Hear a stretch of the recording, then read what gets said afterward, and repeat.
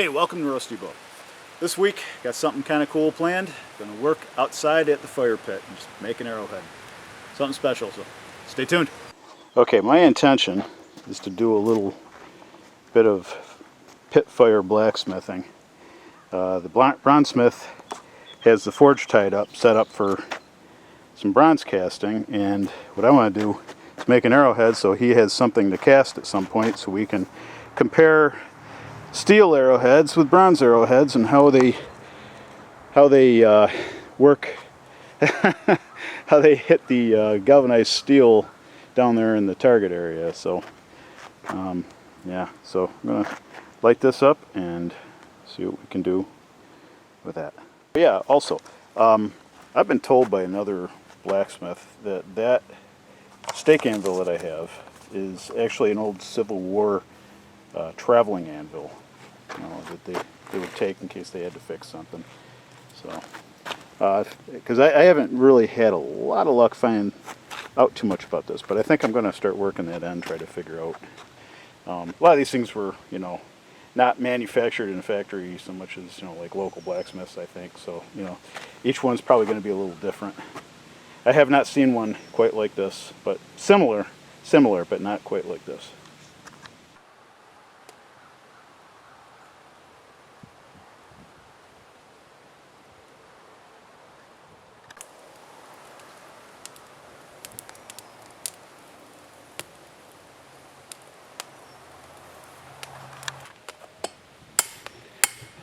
So when the fire is young and the steel still has all or most of its mass, it has to be done, this has to be done slowly because it just doesn't have the heat yet that it will later. Once the fire matures and the steel gets thinned out, you know, it gets more workable, it retains more heat, and you'll see this as things progress.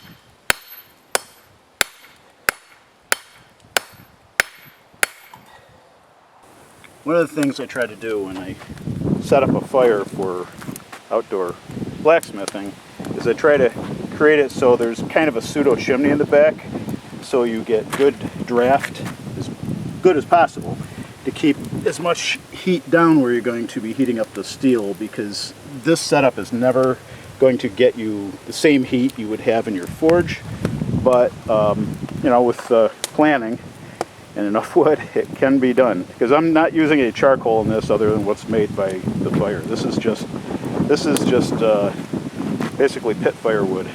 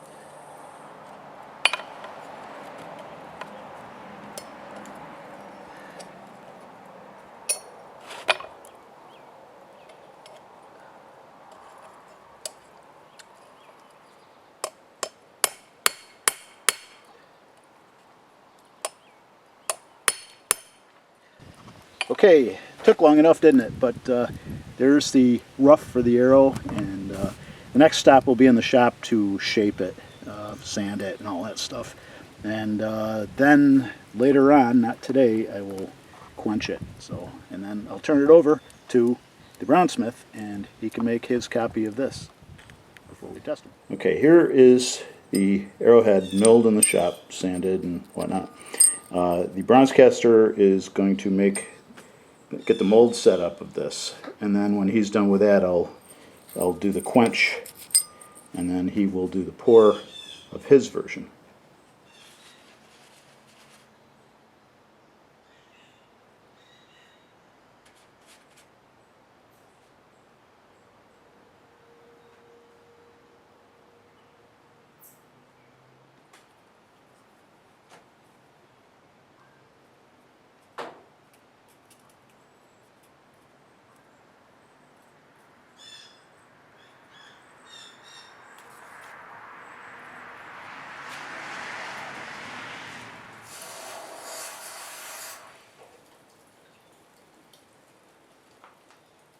Okay, here is the Arrowhead after the quench.